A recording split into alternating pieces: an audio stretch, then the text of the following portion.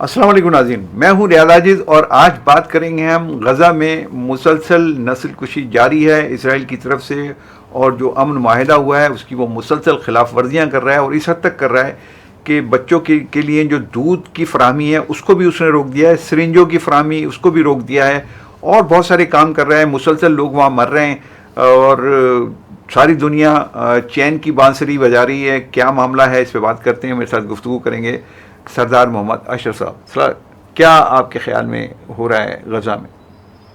غزہ میں وہی ہو رہا ہے جو گزشتہ 1-1.5 سال سے ہو رہا ہے۔ وہ رکا تو نہیں نا، پھر سوال تو یہ 2 سال ہو گئے اس کو۔ دیکھیے غزہ میں 2 لوگ ہیں اس غزہ کی صورتحال کے ذمہ دار۔ ایک تو نیتن یاہو خود ہے، اسرائیل کا جو پرائم منسٹر ہے، ہی is a factor, he is responsible. جو بھی وہاں نسل کشی ہوئی ہے، جینوسائیڈ ہوا ہے، جو بھی وہاں تباہی اور بربادی آئی ہے، وہ آؤٹ آف پروپورشن آپ نے اس کو حماس کے ساتھ، یہ ٹھیک بات ہے کہ حماس کو بھی نہیں کرنا چاہیے، جو بھی کیا حماس نے کیا وہ اس کا فائدہ فلسطینیوں کو تو نہیں ہوا۔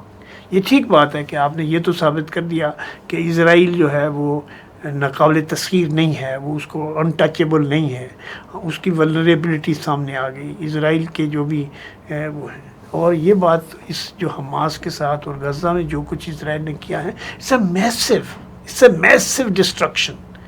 یہ دودھ اور چینی کی بات بھی نہیں ہے، بلکہ اس سے اور 25 لاکھ آدمیوں کے نہیں، میں تو اس تناظر میں بات کر رہا ہوں کہ امن معاہدہ ہو گیا، اب تو کم سے کم چھوڑ دو نا۔ آپ 2 سال سے مار رہے ہو مسلسل، اور اس پر امریکہ اس کو سپورٹ کرتا ہے۔ وہ کہتا ہے کہ جب تک حماس جو ہے وہ اپنے آپ کو ڈسارم نہیں کرے گا اس وقت تک یہ سب کچھ صحیح ہو رہا ہے۔ یہ بات معاہدے کے میں جو اسلامی ملکوں نے 8 عرب اور اسلامی ملکوں نے مل کے ایک معاہدے کا ارینجمنٹ کرایا ہے، جس کو امریکہ کی بھی سپورٹ حاصل ہے، اور پھر جس کو سیکورٹی کونسل میں بھی اور یونائٹڈ نیشن میں بھی اس کو سپورٹ مل رہی ہے، تو اس کو ایک چانس دینا چاہیے کہ قائم ہو۔ لیکن یہ بات اپنی جگہ حقیقت ہے کہ حماس جو ہے وہ جو بھی وہاں جو فورس، انٹرنیشنل فورس آ کے جب تک غزہ کو ٹیک اوور نہیں کرے گی اور اسرائیلی فوجوں کو وہاں سے نہیں نکالے گی، تو یہ تو چیز چلتی رہے گی، یہ رہے گی، ڈسٹرکشن کا سائز کم ہو جائے گا۔ لیکن نیتن یاہو جب تک پرائم منسٹر ہے اسرائیل کا، he is a most dangerous man for the Muslims and for the Arab country. میرا کوشچن سر پھر وہی ہے کہ یہ معاہدہ ہوا اور اس کے شادیانے بھی بجے، ساری دنیا نے اس کو سیلیبریٹ بھی کیا، خود فلسطین کے لوگوں نے اس کو سیلیبریٹ کیا، لیکن وہاں پہ تو نسل کشی ابھی جاری ہے، وہ اسی طریقے سے مار رہے ہیں۔ دیکھیے اس کی شدت میں کمی آئی ہے تھوڑی سی، لیکن وہ رک کیوں نہیں رہا؟ رک اس لیے نہیں رہا کہ جب تک جو الٹرنیٹ جو انٹریم سیٹ اپ بنانا ہے وہ جب تک ٹیک اوور نہیں کرے گا، یہ تو حماس بھی ادھر ہے، وہ تو حماس نے ڈسارم تو نہیں ہوا، اور اسرائیل جو ہے وہ اس وقت تک اس کو یہ ایکسکیوز ہے کہ جی حماس تو ڈسارم نہیں ہوا، ابھی پتہ نہیں سارے اسرائیلیوں کو اس نے واپس کیا کہ نہیں کیا، ابھی کچھ لوگ باقی ہے۔ تو پوائنٹ یہاں یہ ہے کہ معاہدہ جو ہے وہ بھی والیٹائل ہے، اس پر جو انٹرنیشنل کمیونٹی ہے، خاص طور پر جو یہ 8 مسلم کنٹریز ہیں جنہوں نے اس پروپوزل کو سپانسر کیا، جس میں پاکستان کا بڑا اہم رول ہے، ٹرکی کا بڑا اہم رول ہے، سعودی عرب کا اہم رول ہے، تو ایجپٹ کا بڑا رول ہے۔ تو وہاں پوائنٹ یہ ہے کہ اس کو جلدی سے جلدی اس کو امپلیمنٹ کروانا چاہیے، اور حماس کو اپنی پولیٹیکل ایکٹیویٹی کو بے شک آپ جاری رکھیں، لیکن فلسطینیوں کی لائف اور پراپرٹی کی اور فلسطینی ریاست کے قیام میں آپ کو یہ قربانی دینی پڑے گی کہ آپ ہتھیار بند کر دیں، لیکن وہ ہتھیار بند کریں گے جب اسرائیل بند کرے گا۔ So it's like no win situation, کیونکہ اگر آپ ہتھیار چھوڑ دیں، ان کا کہنا کل اسرائیل حملہ کر کے کرے گا تو ہم کون روکے گا اس کو؟ تو اس لیے وہ ڈیٹرنٹ ہے، لیکن جب تک جو وہاں جو یونائٹڈ جو بھی فورسز وہاں آپریشن کے لیے جا رہی ہیں یا وہ ڈیولپمنٹ کے لیے جو سسٹم وہاں بن رہا ہے، جب تک وہ ان پلیس نہیں ہوگا تو ابھی تک تو یہ سلسلہ چلے گا۔ اس میں ایک اور عام سوال میں آپ سے پوچھتا چلوں کہ پاکستان کو اس فورس میں شامل ہونا چاہیے جو اس وقت عبوری سیٹ اپ میں امن قائم کرنے کی ذمہ دار ہوگی وہاں پہ, یا فیسیلیٹیٹ کرنے کی ذمہ دار ہوگی غزہ میں, اس میں پاکستان کو فورس اپنی بھیجنی چاہیے کہ نہیں؟ دیکھیے پاکستان جو ہے وہ اس پورے معاملے کا اہم حصے دار ہے. جو بھی معاہدہ ہوا ہے یا فلسطینی ریاست کے سلسلے میں جو بھی فیصلے ہوئے ہیں, اس فیصلوں میں پاکستان کا ڈپلومیٹکلی اور پولیٹیکلی اور انٹرنیشنلی پاکستان کا, ٹرکی کا, ایجپٹ کا, سعودی عرب کا, to an extent actually Iran کو بھی نارملائز کرنے میں ان ملکوں کا حصہ ہے. تو اس لیے اب اگر وہ تو فیصلہ یہ لوگوں کے گروپ کرے گا, لیکن پاکستان کے لیے ضروری ہوا تو جانا چاہیے, کیوں نہیں جانا چاہیے. لیکن اسرائیل کو شاید اس سے بہت خطرہ ہوگا, وہ بہت پریشان ہوگا, اس کی نیندیں خراب ہوں گی. تو کوئی بات نہیں, بہت عرصہ سویا ہے وہ. بہت ساری فورسز اس کی مخالفت کر رہی ہیں پاکستان میں رہ کر کے. آپ کیوں جا رہے ہیں, آپ کیوں, you should not be the part of that cruelty, کہ اگر وہاں پہ وہ سلسلہ جاری رہا اور آپ کو فلسطینیوں کو امن قائم کرنے کے لیے ان کو دبانا پڑا, تو you will be a part of.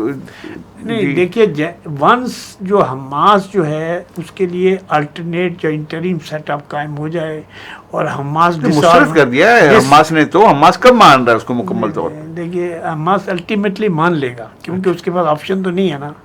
Iran بھی اس کو کہے گا کہ بھائی مان لو. کیوں مانے گا؟ اس وقت جب اسرائیلی فوجیں وہاں سے پل آؤٹ ہوں گی. اسرائیلی فوج ابھی تک ادھر ہے, تو وہ کچھ نہ کچھ ٹک ٹک تو کرتے رہتے ہیں. چلو شرارت سے کرتے ہیں, خطرے سے کرتے ہیں, سائیکولوجی. اسرائیل کو اکیلا تو نہیں کر رہا, اس کے بیک پہ پورا ویسٹ کھڑا ہے. آج بھی جرمنی, فرانس وغیرہ سب اس کے حق میں بیان دیتے ہیں. فرانس یہ ٹھیک ہے کہ وہاں پہ بڑے بڑے مظاہرے ہو رہے ہیں اور وہ فلسطینیوں کے حق میں ہو رہے ہیں. پبلک جو ہے وہ دوسری رائے رکھتی ہے, لیکن جو حکومتیں ہیں وہ اسرائیل کے حوالے سے دوسری رائے رکھتی ہیں. نہیں دیکھیے, حکومتیں ظاہر ہے ان کی رائے کا کیا, ظاہر ہے کہ وہ اسرائیل کے ساتھ ان کے انٹرسٹ ہیں. یہ گلوبل ریلیشن شپ میں جو ریاستوں کے اپنے انٹرسٹ ہیں وہ پہلے ہیں. اس کے باوجود جو 1-1.5 سال میں جو ظلم اور ستم ہوا ہے, جو نسل کشی ہوئی ہے, جو ڈسٹرکشن ہوا ہے, جو کچھ ہوا ہے, وہ آؤٹ آف پروپورشن ہے. آپ نے اگر آپ کے 10, 15, 20 آدمی یا 50 آدمی یا 100 آدمی یا 200 آدمی مر گئے, تو اس کی جگہ آپ 25 لاکھ آدمی کو تو نہیں مار دو گے نا.